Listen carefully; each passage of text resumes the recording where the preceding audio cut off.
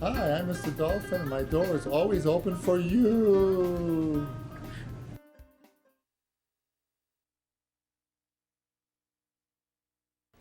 Welcome all to another edition of Guidance News.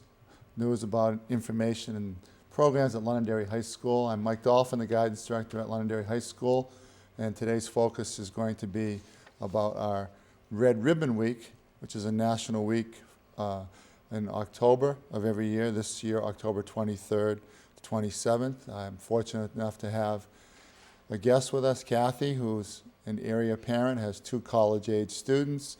I've been involved with helping develop this program for our students, so I want to welcome her to the show. Thank you for coming, Thank Kathi. you, Mike, for inviting me. It's a pleasure. So we talked about Red Ribbon Week being October 23 to 27. Can you talk a little bit about what Red Ribbon Week is in the United States? Oh, sure. What it is a week of awareness on the effects of drug and alcohol abuse. The red ribbon is to signify abstinence. And so a lot of the schools, Londonderry being one of them, is bringing into these programs to make more of an awareness on what's happening in the schools and more really education. We've been asked, me as a parent and another wonderful lady, local lady, Cheryl, to be a go-between to bring some of these programs in to educate. And that week we're doing quite a few things to bring into the classrooms and into the faculty and guidance on that. Okay, so we've already met with the guidance staff, and many of them, like yourself and Cheryl, are involved with planning this day. And our next faculty meeting, we'll do a little discussion with them, and I've already briefed them on that. And the support has been great from the administration and the staff so far about this. So we're going to kick that off on Wednesday, October 25th. We're really focusing on the freshmen on that day. So we're going to have house assemblies for the freshmen, A, B, C, and H period, different houses, house 1, 2, 3, and 4. Can you talk about what the content of those assemblies would be on that day? Yeah, what we're trying to do right now, we already had one meeting and spoke to guidance, who was very, very involved in it, which was wonderful to see, and bringing more of the education into what these programs are really about. So on the first day of the 18th actually of October, we will be bringing some speakers in from a program called Al-Anon and Al-Anon, and they will speak just what those programs offer. There's a lot of resources out there for families in order to let them know what some of our kids are dealing with. And really it is about educating what may be going on with the kids, starting at freshmen on educating on the disease of alcoholism in families. And so we already did the 18th as far as bringing some people in. The 25th, what's going to happen is they'll have some probably sponsors or some people from Al-Anon coming in, working with the faculty and the freshmen to explain what it's all about, to give them awareness of what you'd expect or what you can see as far as honing in on some of these kids that might need some resources because of growing up or living in alcoholic families or being around people. So it's really for affected kids. We're not talking about kids using drugs and alcohol. No. We're talking about kids affected by somebody else in their inner circle or close friends or family that maybe have some issues with alcohol and drugs. Correct? Exactly. Okay. And then what we're finding, and I've talked to, they have a lot of these programs in a lot of the other school districts. Gardner, Mass just put some of these programs in. In the Cape, there's quite a few, and they're working wonderfully. They have naturally some of these programs for AA, someone with a drug or alcohol problem, but the families are trying to affect, which is the awareness of the whole family, and give the kids the resources for this. And that's what we're trying to do here, because think about it, and looking in the numbers, I was just reading in some literature that I picked up, 1 in 8 people get affected by someone else. For every one alcoholic, there's 8 people. 8. Might be a friend, it might be a parent, it might be a teacher, could be anyone. We're just trying to educate on the whole dynamics of alcoholism in a family environment or work, whatever. And that's what we're bringing in on the 25th. And we're not expecting these freshmen to be put in situations where they're going to have to talk about anything or reveal any so-called secrets, are we? Oh, no, no. This is just what we're bringing into it is just an overall education, you know, and nothing more than that on what's out there. You know, that is just resources like you do for any other program. Here's resources here, and that's what we are trying to offer.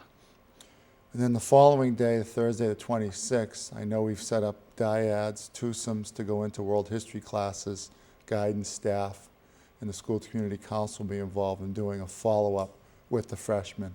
So at that point, I know that there's been still some planning to be done, but can you talk a little bit about what that day might entail for the freshmen on day 2? Yeah, what we've spoken about so far with the guidance department, and we will be bringing the faculty involved, so we really haven't talked to them yet on, and it's not finalized. We still have a few more meetings, but the thought is to bring in just in each group almost little skits, you know, on what's really involved sometimes in behaviors that aren't really the healthiest. You might see, even with a friend, it's really learned behaviors that trying to address and saying there's ways that we pick up around this that really aren't the healthiest for us, and how to change that, how to interact with other people better. And it's really educational more than anything. And so that day, what we're hoping to do is have little games on just to educate the kids, you know. In smaller groups, give them a chance to feel more comfortable, perhaps. Yeah, exactly, exactly. So, you know, the hope is to realize that if there is anybody out there, and I myself am one, to recognize, hey, I might have known someone, and some of my behaviors, this is kicking something off in me, and it's nothing that has to be put under the rug. It's just education. Oh, big deal. You know, maybe I want to do something different. So we're focusing on the freshmen for those 2 days, because I think we all agree that we want to give these kids the necessary coping skills and resources. I also know that the Students Against Destructive Decisions group is having 2 assemblies on Friday. That's really not directly involved with your efforts, but they're going to be having some speakers in for the upperclassmen too. So we want people to know that, you know, even though freshmen are being the focus of 2 days, that there still is a day on Friday for the rest of the school, so that the other students will get it. Can you talk a little bit about some of the resources, perhaps, that before we close today, on numbers or contacts, or what might be available for families and students? Sure. Locally, there's a lot of meetings around. It's national. Al-Anon, Al-Latina, they're national. They're around the world, actually, very large groups in schools. If anyone has an interest, they do have a toll-free 800 number, which is in New Hampshire. I'll give that. It's 877-825-2666. Locally, 603-645-9518. And there's also a website, www.nhalanon.org. And those, you know, you can find resources, you know, in the privacy of your own home if you know, anybody wants to. Right. You know, and that's what it's all about. I found it for myself. I've, you know, used a lot of those things myself to help raise a family. Right. You know, and that's all I can say. It's a wonderful thing we're doing, I believe, for the kids. And it's a judgment-free zone. I mean, we're not trying to cast aspersions on the community. We're not trying to put anybody under the microscope. We just feel, I think, your group, myself, and my department, that we need to just let freshmen know and the school know what challenges may be facing them in terms of decisions, and what resources would be available to them should they need the services. Certainly to make that true. So again, it's for affected students. So we hope that you do understand that, and you realize that we're just providing an educational service for the kids. I want to thank Kathi very much for being involved with us. Actually, she's been working with us for well over a year now in planning all of these activities, and her good friend Cheryl And we know that some resources and groups may be developed at the high school because of this. So really appreciate your dedication to kids and certainly your support of myself and my staff's efforts. So thank you very much, Kathi. My pleasure. Thank you for inviting me. All right, thank you.